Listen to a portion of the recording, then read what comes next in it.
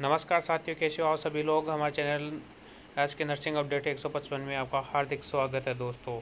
साथियों, राजस्थान भर से सभी जिलों के द्वारा तमाम जिलों में यूटीवी पर वैकेशन निकाली जा रही है, जिसके अंतर्गत एक और ज़िले के अंदर सीएमएचओ के द्वारा आवेदन मांगे गए हैं, जिसमें अपन बात कर लेते हैं अंतिम तारीख की। तो उसमें अंतिम तारीख 23/8/2023 है। साथियों, अब अपन वीडियो में आगे बढ़ने से पहले जान लेते हैं कि कौन से ज़िले के द्वारा आवेदन प्रस्तुत किए गए हैं। तो इसी संदर्भ में अपन आगे बढ़ते हैं। और ये साथियों, ये देखिए, मुख्य चिकित्सा एवं स्वास्थ्य अधिकारी हनुमानगढ़। साथियों, हनुमानगढ़ के द्वारा आवेदन मांगे गए हैं, जिसमें अपन देख लेते हैं कि किस प्रकार से आवेदन मांगे गए हैं। ऑनलाइन अप्लाई करना है, ऑफलाइन अप्लाई करना है, या कैसे क्या करना है, इसके लिए अपन आगे बढ़ते हैं। साथियों अपन देख लेते हैं कि हनुमानगढ़ ज़िले के द्वारा जो आवेदन प्रस्तुत किए गए हैं, जिसमें 16/8/23 को ये आदेश जारी किए गए हैं। इसी के संदर्भ में अपन बात कर लेते हैं कि कौन कौन से पोस्ट के लिए आवेदन मांगे गए हैं। तो फार्मासिस्ट, लैब टेक्नीशियन, सहायक रेडियोग्राफर के लिए आवेदन मांगे गए हैं, जिसके अंतर्गत स्पष्ट रिक्त पदों पर दिनांक 31/3/2024, ठीक है, 31/3/2024 तक का इन्होंने टाइम पीरियड दिया। अथवा यदि 31/3/2024 के बीच में यदि कोई नियमित कर्मचारी आ जाता है तो आपको हटा दिया जाएगा। और इसी के संदर्भ में ये डेट है, ये यदि कोई नियमित कर्मचारी नहीं आता है तो आगे बढ़ती भी जाती है। साथियों, इसी के साथ में अपन देख लेते हैं कि इसकी लास्ट डेट कब की है। तो बढ़ती हेतु जो दिनांक है, लास्ट डेट वो है 23/8/2023 को साय 6 बजे तक।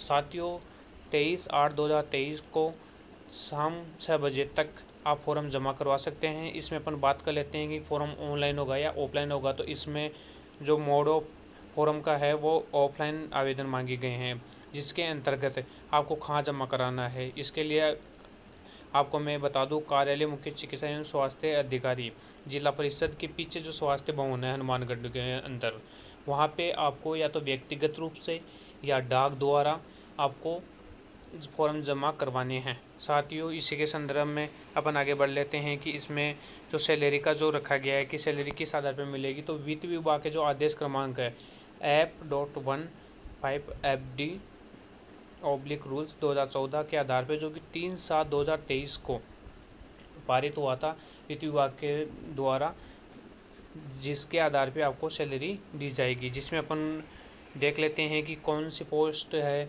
और किस पोस्ट के लिए कितनी सैलरी निर्धारित की गई है। तो इसमें पहली है फार्मासिस्ट की पोस्ट। अपन बात कर लेते हैं नंबर ऑफ पोस्ट की। तो नंबर ऑफ पोस्ट इसमें 9 है। और मानदेय की अपन बात कर लेते हैं। FD रूल 2014 के आधार पे, जो 3/7/23 का जो वित्त विभाग का लेटर था, उसके आधार पे सैलरी दी गई है 33,800। साथियों, बात कर लेते हैं इसमें न्यूनतम शैक्षणिक योग्यता क्या होनी चाहिए। जिसके लिए डिप्लोमा इन फार्मेसी होनी चाहिए और registered as pharmacist in Rajasthan pharmacy council से। साथ ही इसमें बी फार्मा वाला कैंडिडेट भी अप्लाई कर सकता है और डी फार्मा वाला, दोनों इसमें एलिजिबल है। साथियों, इसी के साथ में ही राजस्थान फार्मेसी काउंसिल से वो रजिस्टर्ड होना चाहिए। जो रजिस्टर्ड नहीं है वो इसमें फॉर्म नहीं भर पाएंगे। साथियों, इसी के साथ ही अपन बात कर लेते हैं लैब टेक्नीशियन की। तो लैब टेक्नीशियन के अंतर्गत जो नंबर ऑफ पोस्ट है वो 10 निर्धारित की गई है, जिसमें जो मानदेय है वो 26,300 निर्धारित किया गया है।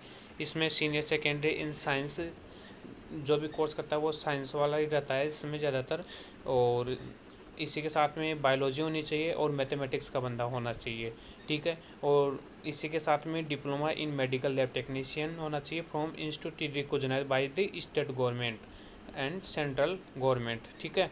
मतलब जो लैब टेक्नीशियन है, जिसमें जो फॉर्म अप्लाई कर रहा है वो 12th पास होना चाहिए, वो भी बायोलॉजी सब्जेक्ट से और मैथ सब्जेक्ट से। इसी के साथ में उसके पास लैब टेक्नीशियन का डिग्री डिप्लोमा होना चाहिए, ठीक है। और जो रजिस्टर्ड होना चाहिए राजस्थान पैरामेडिकल काउंसिल से, ठीक है। साथियों, राजस्थान पैरामेडिकल से जो काउंसिल से रजिस्टर्ड नहीं होगा वो अप्लाई नहीं कर पाएगा। इसी के साथ ही अपन बात कर लेते हैं सहायक रेडियोग्राफर की। इसमें नंबर ऑफ पोस्ट की अपन बात कर लेते हैं। नंबर ऑफ पोस्ट 20 रखी गई। इसमें मानदेय वो 26,300 है। लैब टेक्नीशियन और सहायक रेडियोग्राफर का जो मानदेय वो सेम है। साथियों, ठीक है, इसमें भी रजिस्टर्ड होना चाहिए राजस्थान पैरामेडिकल काउंसिल से, ठीक है। साथियों, इसमें 12th होनी चाहिए, बायो और मैथ दोनों से होनी चाहिए, ठीक है। साथियों, इसी के साथ ही अपन आगे बढ़ लेते हैं कि किस प्रकार से क्या प्रक्रिया रहती है। आवेदन पत्र की अंतिम तिथि तक अभ्यर्थी की शैक्षणिक योग्यता, शैक्षणिक तकनीकी योग्यता, आयु व जाति प्रमाण पत्र, मूल निवास तथा राजस्थान नर्सिंग काउंसिल में पंजीयन आवश्यक रूप से होना चाहिए।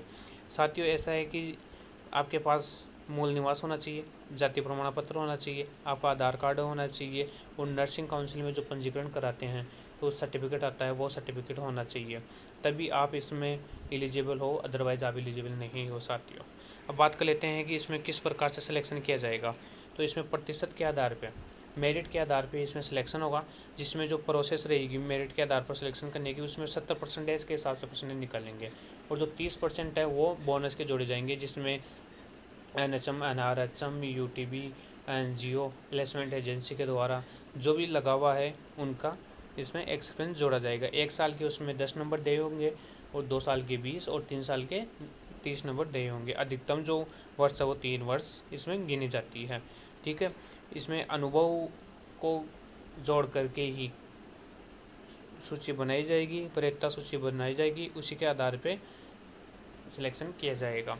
और इसी के संदर्भ में उक्त विज्ञप्ति एवं आवेदन प्रारूप जिला हनुमानगढ़ की वेबसाइट hanumangarh.rajasthan.government.in पर उपलब्ध है। संपूर्ण जानकारी यदि आप देखना चाहते हैं तो इसके साइड पे भी ये उपलब्ध है। इसी के साथ ही अपन बात कर लेते हैं कि इसमें कौन सा आवेदन पत्र लगाना है। साथियों, सभी साथियों के ये कन्फ्यूज रहता है कि आवेदन पत्र कौन सा लगाना है, कौन सा नहीं लगाना है। तो साथियों, जो भी फॉर्म जमा करा रहे हैं उसमें आवेदन पत्र जरूर लगाना है। बिना आवेदन पत्र के फॉर्म जमा मत करवाना, वो मान्य नहीं होगा साथियों। तो इसी के साथ ही आवेदन पत्र है ये, जिसमें राइट साइड में आपको फ़ोटो लगानी है, फ़ोटो पे सिग्नेचर भी करने हैं, जो कि आधे फ़ोटो पे होने चाहिए, आधे साइड में होने चाहिए साथियों। इसी के साथ में जैसे पहला पॉइंट आ गया है आवेदित का नाम, तो इसमें फार्मेसी, लैब टेक्नीशियन, सहायक रेडियोग्राफर है। तो जैसे कोई फार्मासिस्ट है तो फार्मासिस्ट के ऊपर सही का चिन्ह लगाना है, लैब टेक्नीशियन तो लैब टेक्नीशियन के ऊपर चिन्ह लगाना है। फिर अभ्यर्थी का नाम आ जाएगा, पिता या पति का नाम आ जाएगा, फिर जन्म तिथि वगैरह आ जाएगी। श्रेणी में बात कर लेते हैं, कोई बंदा EWS है तो EWS, OBC है तो उस पर चिन्ह लगा देगा। ठीक है साथियों, अभ्यर्थी का इसमें पूर्ण पता आ जाएगा 7वें में, और 8वें पॉइंट में मोबाइल नंबर। तो साथियों मैं बता देना चाहता हूँ, मोबाइल नंबर वो नंबर ही लगाना जिस पे कांटेक्ट हो सके, किसी बंद नंबर नहीं लगाना है, क्योंकि यदि आपका नंबर आता है तो आपसे CMHO ऑफिस के द्वारा कॉल आएगा और आपसे कांटेक्ट किया जाएगा। तो मोबाइल नंबर वही लगाना जो चालू रहे साथियों। इसी के साथ में इसमें शैक्षणिक व तकनीकी योग्यता का विवरण, जिसमें माध्यमिक, उच्च माध्यमिक वगैरह। ठीक है, तकनीकी योग्यता के अंतर्गत फार्मेसी की, यदि कोई फार्मासिस्ट है तो फार्मेसी की डिटेल डालनी है, यदि कोई लैब टेक्नीशियन है तो लैब टेक्नीशियन की डिटेल डालनी है साथियों। इसी के साथ ही किसी के भाई के पास अनुभव प्रमाण पत्र है तो वो अनुभव प्रमाण पत्र भी संलग्न करना है। और अपन 11 पॉइंट देख लेते हैं। इसमें है कि Rajasthan pharmacy and paramedical council registration का इसमें विवरण देना है। आप जैसे आपने फार्मेसी की तो फार्मेसी के बाद में आपने जब रजिस्टर करवाया तो रजिस्ट्रेशन नंबर आए होंगे, वो क्रमांक डालने हैं। फिर जारी कब की थी, रजिस्ट्रेशन नंबर के जस्ट आगे जारी करने की तिथि आती है। वैधता की जो तिथि है वो तिथि होती है कि कब तक वैलिड है। तो आपने रिन्यू करवाया होगा या आपको पहले से ही है तो उसमें वैलिड डेट देख लेना कि कब तक है, वो इसमें मेंशन करनी है। इसी के साथ ही बाद में एक घोषणा पत्र भी है, जिसके अंतर्गत आ जाएगा कि मैं के आगे आपका नाम आ जाएगा, फिर आ जाएगा पुत्र पत्नी श्री। ठीक है, और मैं घोषणा करता हूँ कि UTB सेवा हेतु आवेदन पत्र में दिए गए उपरोक्त विवरण एवं संलग्न पत्रादि मेरी जानकारी में पूर्णतः सत्य तथा मैंने कोई तथ्य छिपाया नहीं है। इसमें ये आपको घोषणा पत्र पे हस्ताक्षर करने हैं और दिनांक लिखने हैं। जिस दिन आप ये फॉर्म डाल रहे हो उस दिन की दिनांक लिखनी है और स्थान आपका लिखना है इसमें।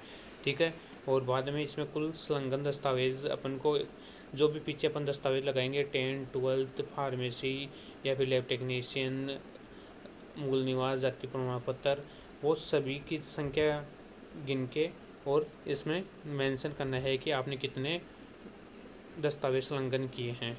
साथियों, इसी के साथ ही इसमें आरक्षण का भी प्रावधान रहेगा, उसी के आधार पर मेरिट बनाई जाएगी। साथियों, कि हमारी वीडियो आपको कैसी लगी उसके लिए लाइक एवं सब्सक्राइब करें और कमेंट में हमें बताइए साथियों। इसी के साथ ही धन्यवाद साथियों।